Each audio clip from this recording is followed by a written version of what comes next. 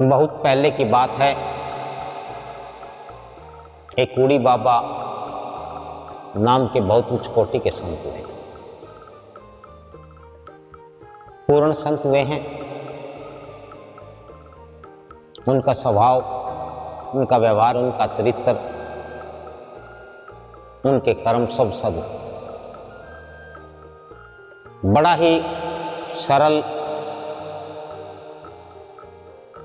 और सहज जीवन जीते थे। वो अपने जीवन में प्रत्येक कार्य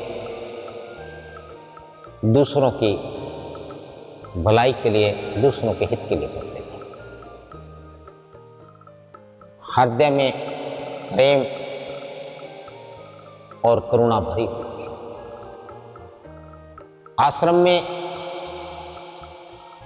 उनके साथ एक कहा रहता था, जो कूड़ी बाबा का शिष्य भी था और सेवक भी था। दो ही लोग रहते थे। आश्रम गांव की सीमा से बाहर निर्जन स्थान पर था। अब कोई भी वस्तु आवश्यकता की लानी होती तो गांव से या शहर से, दुकान से लानी होती थी।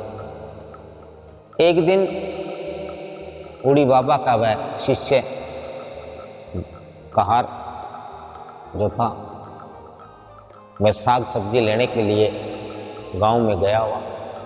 जब वह वापस लौटा तो उसके हाथ में सब्जी नहीं थी। तो कूड़ी बाबा ने पूछा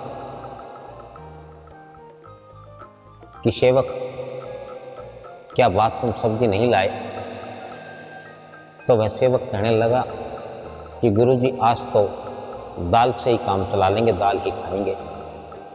तो गुरुजी ने फिर कहा कि तुम तो सब्जी लेने गए थे और पैसे भी लेकर के गए थे। तब उस शिष्य ने कहा कि गुरुजी, जब मैं जा रहा था तो रास्ते में मुझे एक बहुत ही भूखा, नंगा और जरूरतमंद व्यक्ति मिला। तो मैंने सोचा कि आज हम दाल खाकर गुजारा कर लेंगे, हमारा काम तो दाल से चल जाएगा। लेकिन यदि इसे रोटी नहीं मिली, इसे भोजन नहीं मिला, इसकी सहायता नहीं की गई तो इसके साथ कुछ भी बुरा हो सकता है। और इसलिए मैंने सब्जी के पैसों से उसकी मदद की। कूड़ी बाबा बड़े प्रसन्न हुए, बड़े हंसने लगे। और सत्य बात है कि जैसा गुरु वैसा शिष्य। और कूड़ी बाबा ने कहा कि तुमने बहुत अच्छा सद्कर्म किया है। और सत्य भी यही है